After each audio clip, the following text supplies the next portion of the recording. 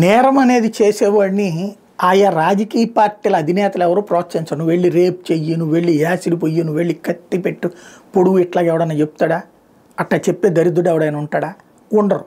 కానీ నేరం చేసేవాడి వ్యక్తిగత యొక్క కక్ష, ఆవేశం, ఆగ్రహంతో తప్పు చేస్తాడు. వాడిది ఆ తప్పుని, వాడి మనస్తత్వాన్ని, వాళ్ళ ఇంట్లో జరుగుతున్న పరిణామాల్ని రిపోర్ట్ చేయాల్సిన మీడియాలు దానికి రాజకీయ ఆపాదించేసేసి రాజకీయ పార్టీలను విలన్లుగా చేస్తున్నాయి. కానీ ఆ విలన్ని, అసలు విలన్ని కాపాడుకొస్తున్నాయి. దానికి సాక్ష్యం మొన్న ఈనాడు జ్యోతి వాళ్ళు రాసుకొచ్చారు. మన ఎన్టీఆర్ జిల్లాలో జరిగినటువంటి ఒక ఇన్సిడెంట్కి సంబంధించి అతను ఆ నేరానికి పాల్పడ్డటువంటి వ్యక్తి, మహిళ విషయంలో నేరానికి పాల్పడ్డటువంటి వ్యక్తి వైఎస్ఆర్ కాంగ్రెస్ పార్టీ కార్యకర్తని. ఇప్పుడు ఇంకొక ఇన్సిడెంట్ చోటు చేసుకుంది. ఇది తెలుగుదేశం పార్టీ నాయకుడు కొడుకు అంటూ ఇప్పుడు వైఎస్ఆర్ కాంగ్రెస్ పార్టీకి సంబంధించిన పత్రిక సాక్షి హైలైట్ చేసింది. వాళ్ళు ఆ ఫోటోల్ని హైలైట్ చేసినటువంటి అంశం. అధికార పార్టీ ప్రజాప్రతినిధుల అండతో కామ పిశాచాలు వరుసగా అఘాయిత్యాలకు తెగబడుతున్నాయి. ఒకరు కాదు, ఏకంగా ఇద్దరు టీడీపీ ఎమ్మెల్యేలు తమ కుటుంబం వెనక ఉన్నారని, రెడ్ బుక్ రాజ్యాంగ పాలన తమను ఏమీ చేయలేరని ధీమాతో అన్నమయ్య జిల్లాలో ఉన్మాది నిశ్చితార్థం జరిగిన యువతపై అత్యంత కిరాతకంగా యాసిడ్తో దాడి చేసి కత్తితో విచక్షణారహితంగా పొడిచాడు. మరికొద్ది రోజుల్లో పెళ్లిపెట్లు ఎక్కాల్సిన బాధితురాలు ఆసుపత్రిలో తీవ్ర గాయాలతో చికిత్స పొందుతుంది. వారం క్రితం నిశ్చితార్థం, మరో 2 నెలల్లో పెళ్లి, జీవితం అంతా ఆనందంగా సాగుతుందని కళ్ళగన్న ఆ యువతి జీవితంలో ప్రేమికుల రోజే ఈ విషాద ఘటన చోటు చేసుకుంది. అన్నమయ్య జిల్లా గుర్రంకొండ మండలం నమిడికండ్రిగ పంచాయతీ ప్యారంపల్లిలో శుక్రవారం ఈ దారుణం వెలుగులోకి వచ్చింది. నిందితుడు తండ్రి సుంకార మురళి మదనపల్లి కదిరి టీడీపీ ఎమ్మెల్యేలకు సన్నిహితం కావడం గమనారం.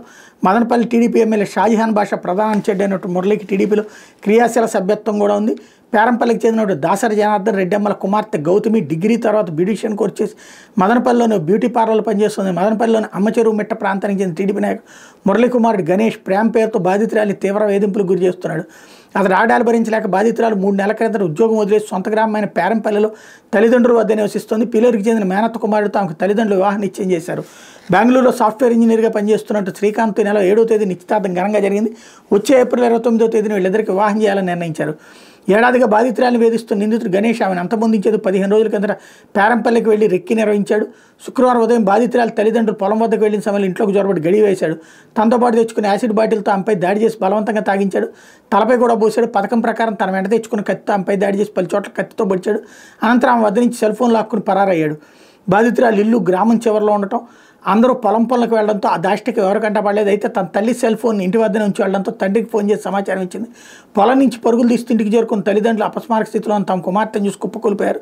తొలుత 108 వాహనంలో గుర్రంకొండ ప్రభుత్వ ఆసుపత్రి తీసుకెళ్తే అక్కడ ఎవరూ లేకపోవడంతో మదనపల్లి ప్రభుత్వ ఆసుపత్రికి తరలించారు. అనంతరం బెంగళూరులోని ఆసుపత్రికి తరలించి చికిత్స అందిస్తున్నారు. స్థానిక న్యాయమూర్తి బాధితురాల నుంచి వాంగ్మూలం సేకరించారు. వ్యవసాయంపై ఆధారపడి జీవిస్తున్న బాధితురాలు తల్లిదండ్రులకు 2 సంతానం కాగా కుమారుడు సాఫ్ట్వేర్ ఇంజనీర్గా పనిచేస్తున్నాడు. అంతా సవ్యంగా జరుగుతోంది, సంతోషంగా ఉన్న సమయంలో తమ కుమార్తె పరిస్థితిని తలుచుకుని తల్లడిల్లిపోతున్నారు అన్నటువంటి వార్తని సాక్షి హైలైట్ చేసింది.